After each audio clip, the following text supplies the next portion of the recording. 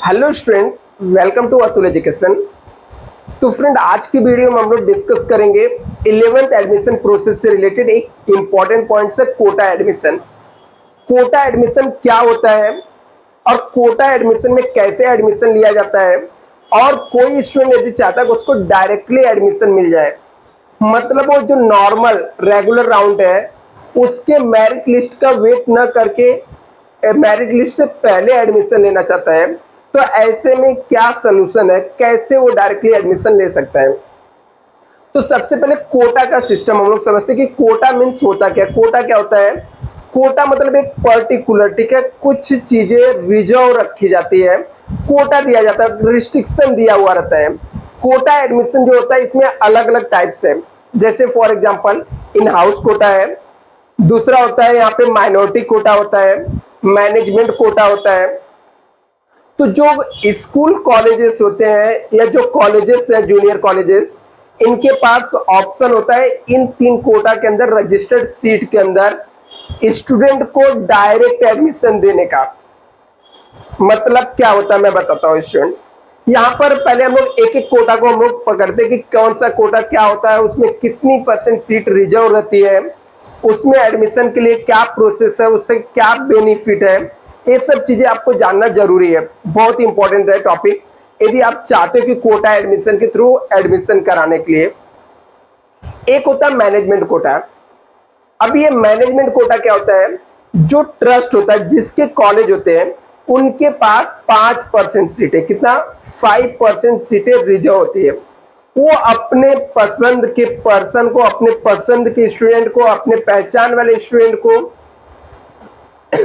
अपने रिलेटिव को वो 5% जो रिजर्व सीट है उसके अंडर में वो एडमिशन दे सकते हैं, जिसके लिए न तो स्टूडेंट को सॉरी न तो स्टूडेंट को मेरिट लिस्ट का वेट करना पड़ेगा, न तो उसको मेरिट लिस्ट के एडमिशन प्रोसेस का वेट करना पड़ेगा। फॉर एग्जांपल, मान लेते कि मेरा कॉलेज है और मेरे कॉलेज के अंदर टोटल 100 सीट है, मैं 100 स्टूडेंट को एडमिशन दे सकता हूं, और मुझे एज ए मैनेजर मैनेजमेंट मुझे क्या 5% मतलब 5 सीट का मुझे अथॉरिटी है कि मैं अपने पहचान वाले, जैसे मान लेते हैं फॉर मिस्टर ए जो है वो मेरे खास है, मेरा पहचान है, मेरे रिलेटिव है, तो वो मेरे कॉलेज के मेरिट लिस्ट का वेट नहीं करेगा, मैं उसको डायरेक्टली अपने कॉलेज में एडमिशन दे सकता हूं। तो इसको हम लोग बोलते हैं मैनेजमेंट कोटा एडमिशन, जो कि 5% सीट रिजर्व रहती है। तभी ऐसे में हर एक स्टूडेंट को एडमिशन यहाँ पे नहीं मिलेगा। जिनके कॉलेज के मैनेजमेंट से पहचान रहेगा, जो कॉलेज में अच्छे कॉलेज में आपका पहचान है, तो आप ऐसे में एडमिशन ले सकते हो। अभी दूसरा जो होता है इन हाउस कोटा होता है। इन हाउस कोटा उस कॉलेज के पास रहता है जिस जूनियर कॉलेज के पास स्कूल चलते हैं, मतलब यदि सेम जूनियर कॉलेज के नाम का मैनेजमेंट का कोई स्कूल चलता है और उसी स्कूल के जूनियर कॉलेज है, तो ऐसे में जो उनके खुद के स्कूल से स्टडी किए हुए स्टूडेंट रहते हैं उनके लिए 10% सीटें क्या होती है? रिजर्व होती है। मतलब फर्स्ट प्रायोरिटी ऐसे स्टूडेंट को दिया जाता है जो खुद के स्कूल से पढ़े, बस उनको ऑनलाइन प्रोसेस के अंदर इन हाउस कोटा सेलेक्ट करना होता है। इन हाउस कोटा में आपको वापस से जो नॉर्मल कैप राउंड के मेरिट लिस्ट रहता है उसका वेट नहीं करना पड़ता है, और आपको इन हाउस कोटा के अंदर आपको एडमिशन मिल जाएगा। इसमें in house quota, management quota जो रहता है, या फिर मैं बोलूं माइनॉरिटी कोटा जो होता है, इसके जो मेरिट लिस्ट रहते हैं एज ए कंपेयर नॉर्मल जो राउंड रहता है, कैप राउंड रहता है, उसके कंपेयर में बहुत ही कम होता है। तो इन हाउस कोटा सिर्फ उनके लिए एप्लीकेबल होता है जिनके सेकेंडरी स्कूल जो रहते हैं, एसएससी के स्कूल रहे और डिग्री जूनियर कॉलेज रहे, इसके लिए इन हाउस कोटा होता है।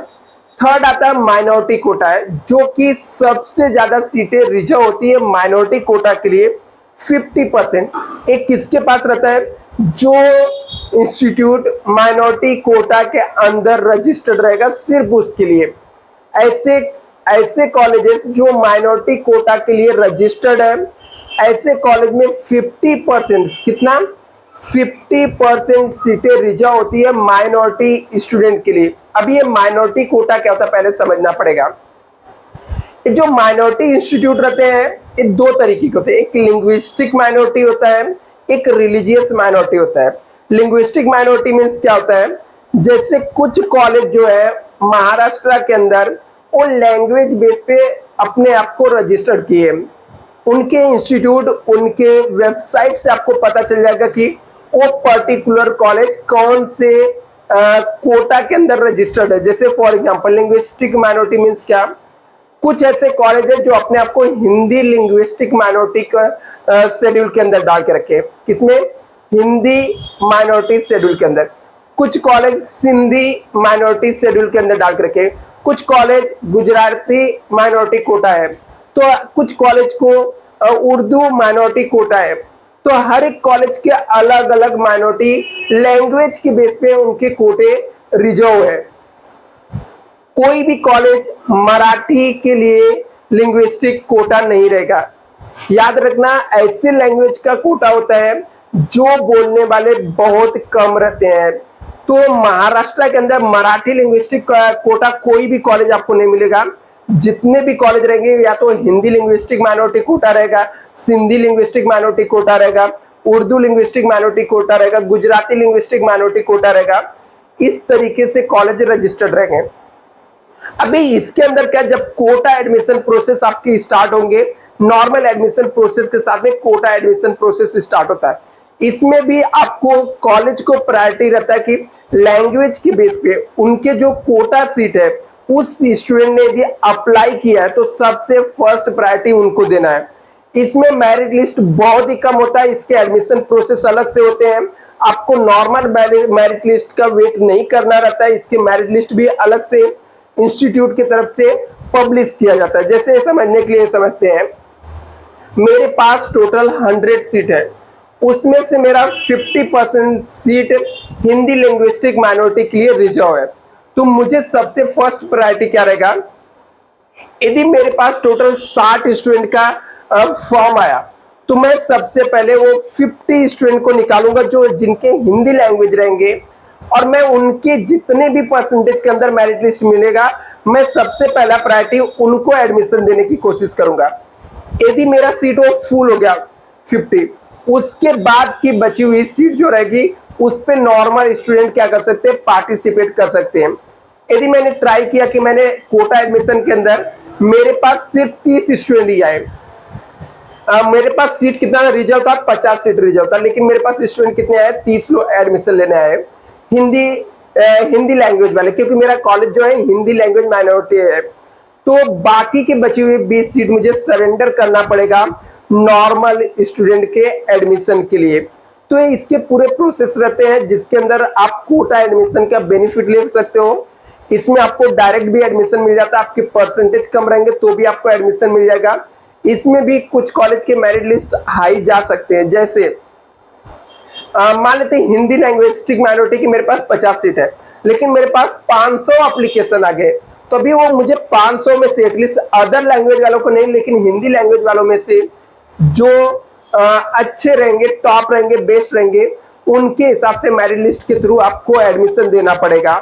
तो ये एक तरीका रहता है। यहाँ पर आपको यदि कोटा में एडमिशन लोगे तो एक अलग बेनिफिट आपको मिल सकता है। Student, thank you so much. Channel subscribe करके रखना, जो नए अपडेट रहेंगे मैं आपको अपडेट करते रहूंगा।